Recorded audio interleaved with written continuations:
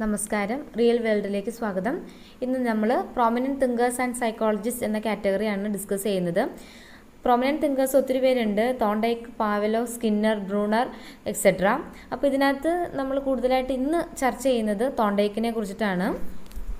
ഇത് നമ്മുടെ ഫസ്റ്റ് ക്ലാസ്സാണ്. കൂടുതലും സിലബസ് വൈസ് ആണ് നോട്ടൊക്കെ പ്രിപ്പയർ ചെയ്തിരിക്കുന്നത്.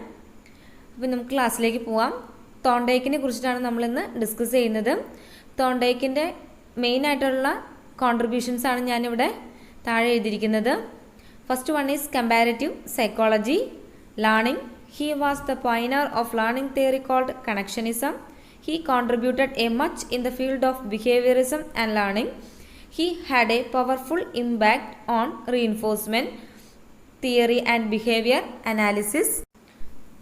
Sixth one is, in his opinion, learning is an outcome as response to certain stimulus. There are 4 types of stimulus-response relationship. ഏതൊക്കെയാണെന്ന് വെച്ച് കഴിഞ്ഞാൽ motor, idealism, perception and emotional. Eighth one is, the relation between stimulus and response can be strengthened by way of rewards and punishment. 9. If the experience in the form of response is desirable, such responses will repeat. When it repeats, it gets strengthened. 10th one, undesirable responses will not be repeated. The last one is, reward is the best motivation. തോണ്ടൈക്കിൻ്റെ ഏറ്റവും പ്രധാനപ്പെട്ട തിയറിയാണ് trial and error theory. അപ്പോൾ ഇതിനകത്ത് അദ്ദേഹം പറയുന്നത് ഒരു ലേണിങ്ങിൻ്റെ ഏറ്റവും basic ആയിട്ടുള്ള form എന്ന് പറയുന്നത് ട്രയൽ ആൻഡ് എറർ ലേണിംഗ് ആണ്.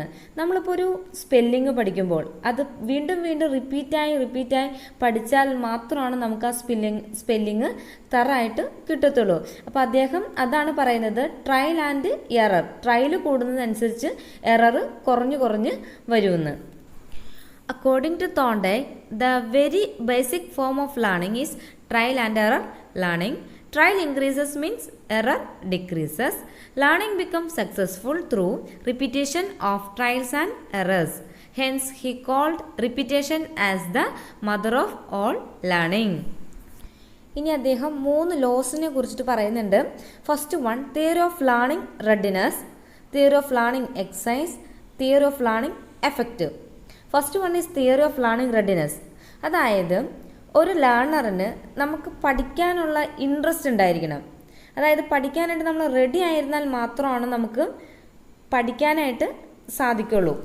നമുക്ക് പഠിക്കാൻ താല്പര്യമില്ലെങ്കിൽ എന്ത് ചെയ്താലും നമ്മൾ പഠിക്കുന്ന കാര്യങ്ങൾ നമുക്കത് മനസ്സിലാവുകയില്ല, നമ്മുടെ തലയിൽ അത് ഇരിക്കുകയില്ല. അപ്പോൾ നമുക്കൊരു താല്പര്യം വേണം. പഠിക്കണം എന്നൊരു താല്പര്യം ഉണ്ടെങ്കിൽ മാത്രമാണ്, അല്ലെങ്കിൽ പഠിക്കാനായിട്ട് നമ്മൾ റെഡി ആണെങ്കിൽ മാത്രമാണ് നമുക്കൊരു ലേണിംഗ് ഔട്ട്കം ഉണ്ടാവുള്ളൂ.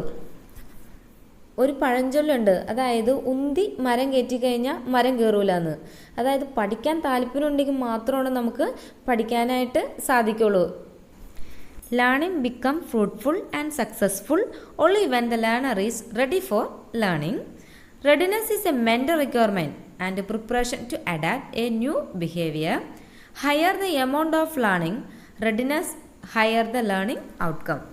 Example, you can bring a horse to the water, but you cannot make the horse drink water. Another example, a teacher can make the student ready for learning by way of motivation, rewards, eliminating wrong notations already in the learner, creating conducive classroom environment, ignition eagerness in students by way of novel teaching approaches. Next, theory of learning exercise.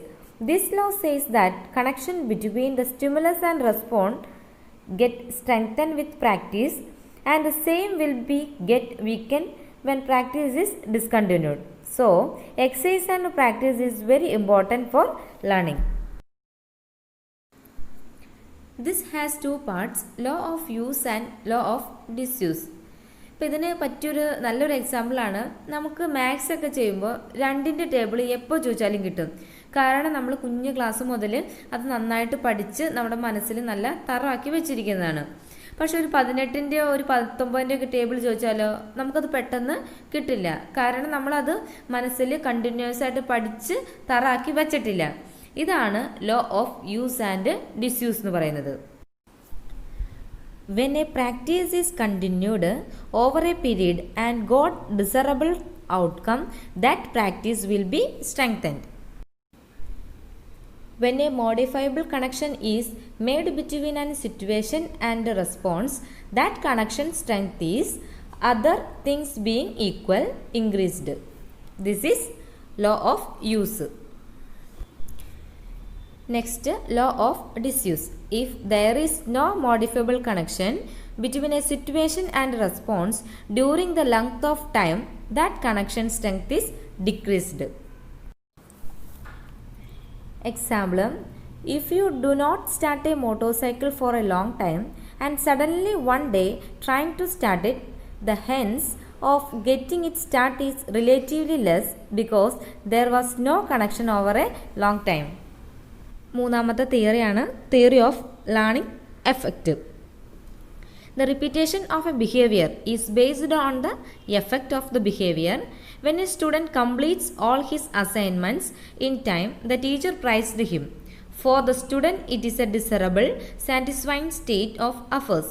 So, completing similar other tasks in the classroom will be repeated. Another example, when one touches a burning candle, he gets burned his finger. This is an annoying state of experience or not satisfying, means the effect of that experience is dissatisfying or undesirable. So the chance of getting it repeated is getting decreased or say nil. Remedial and supplementary questions. First one, Thorndike was primarily a pioneer in the field of dash. Answer, behaviorism. Second one, first ever study in clinical psychology, why are the subject where non-human was conducted by? Answer, Thorndike. The animal which Thorndike used the primary for his experiment was dash. Answer, cat. Fourth one, according to Thorndike, what attribute of learning declines by age? Answer, speed of learning.